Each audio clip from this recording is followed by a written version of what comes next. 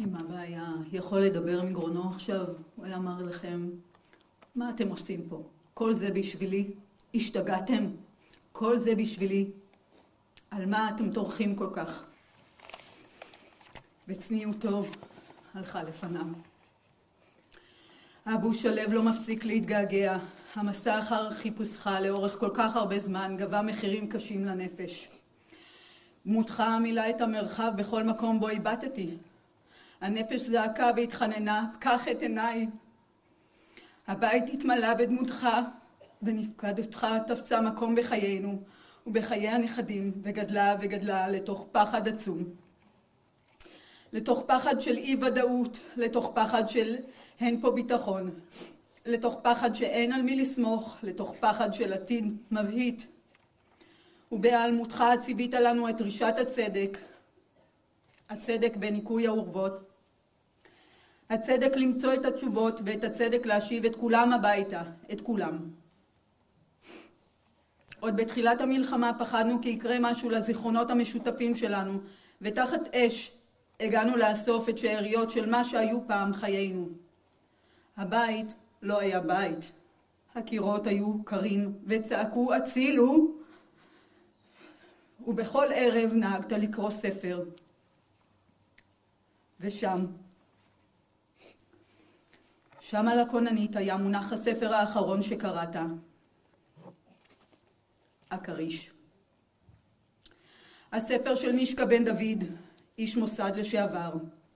הספר הוגדר כרומן מלחמה עתידני ובדיוני, הוא מתאר שרשרת אירועים שעלולים להתרחש במדינה.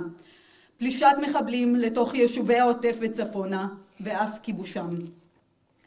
לא להאמין שקראת את היומן הביוגרפי העתידי שלך בימיך האחרונים. אבא, לא רק אתה קראת.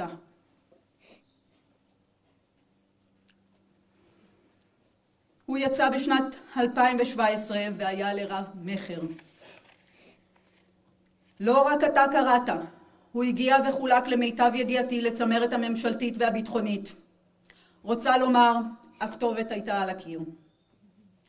ובאורך פלא עדיין לא הוקמה ועדת חקירה ממלכתית. אנשים נחטפו מהבתים שלהם ואין מי שאדון לגורלם. אתה שאהבת ודרשת צדק, נמשיך לקיים צוואתך. צדק, צדק נרדוף. אבא אבוש, אני שומעת בדמיוני את קולך המתגלגל קורא לי שוב, מוישלה, אתה היחידי שקראת לי כך. זוכרת איך בלילות הקרים היית מחמם לי את הפיג'מה שלי בבית הילדים, יושב לידי. מספר אגדות, שר שירים, מלטף ומפיג את הפחדים שהיו רבים. עד היום אני שוכבת ליד ילדיי לפני השינה. אנחנו מדברים ואני מחזיקה להם את הידיים עד שהם נרדמים. זר לא יבין זאת. אתה ואני היינו מייצרים ביחד אומנות. אני הייתי מציירת ואתה היית חותך ומדביק את העץ. היינו מכינים ביחד שעונים של חדרי ילדים. מתקנים דקורטיביים לשלטים ועוד. הכל מעץ.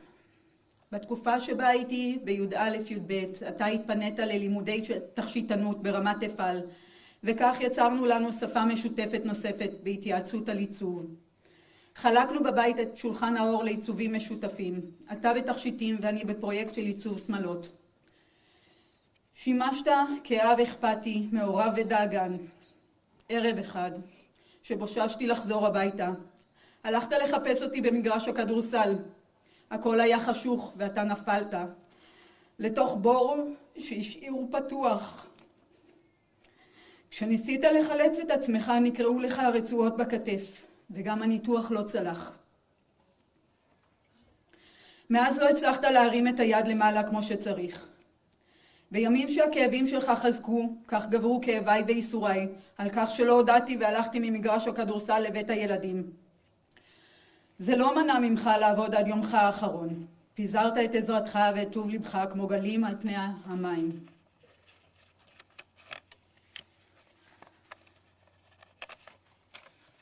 העזרה לזולת והרצון לעשות מעשה שישמח אדם אחר היו למשימת חייך ונר לרגליך. האדם שעזר תמיד היה זקוק לעזרה ואף אחד לא עזר לו בשעתו הקשה. אם היית פה, היית נחרד בדיוק כמוני על המחדל וההפקרה. היית נחרד איך הכיסא חשוב יותר מבני אדם. היית נחרד איך מחבלים ומסכלים עסקאות להשיב את אחינו הביתה, את החיים והמתים.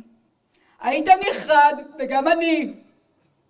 אין דבר יותר חשוב מהחזרת בנינו הביתה, תצילו אותם.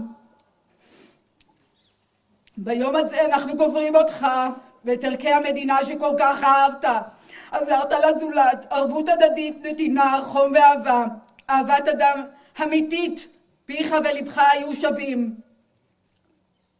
החזרת בנינו היא סלע קיומנו לשיקום העם והאומה, ומצריכה הפסקת מלחמה.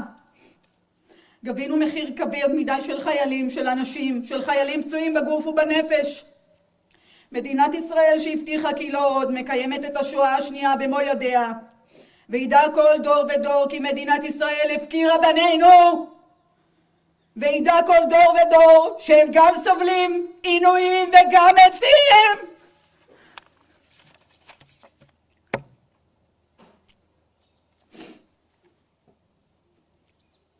תודה אבא שהיית אבא במלוא מובן המילה, וסבא שכמוהו לא יכולתי לבקש טוב יותר עבור ילדיי. בכל ביקור של הנכדים היית סוחב ומביא את כל הצעצועים שבהם הם היו אוהבים לשחק, בונה להם עולם של שהות נעימה, ולא מתעצל להביא ולהחזיר כלעומת שבאו. נתת את ההרגשה שאין שמח ממך על הביקורים שלנו. איזהו השיר השמח בחלקו, איזהו השיר השמח על משפחתו. סבא משקיען, מלא חמלה, סבלני ומכיל וחבר אמיתי. תודה שדאגת להגיד כמעט בכל טלפון כמה אתה אוהב אותי ואותנו. לא כך היו אמורים להסתיים הדברים. סליחה. אוהבת וכבר מתגעגעת 1.5 חודשים שאתה לא איתנו.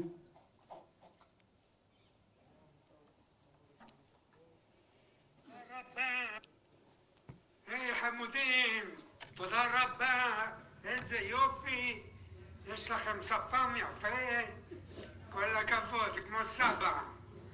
תודה רבה על השיר, שיהיה לכם יום נחמד, והרבה נשיקות וחיבוקים. סבא אוהב אתכם מאוד. ביי ביי.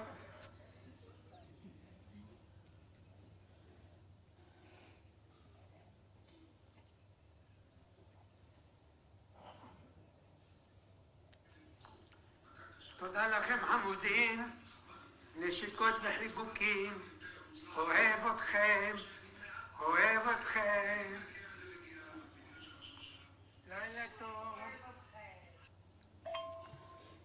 תודה לכם חמודים. הוא באמת אהב את כולם, את כולנו. תודה לכם שבאתם. תודה לכל מי שנלחם עבורו. יש לנו עוד אחים להביא הביתה. אין דבר יותר חשוב מזה.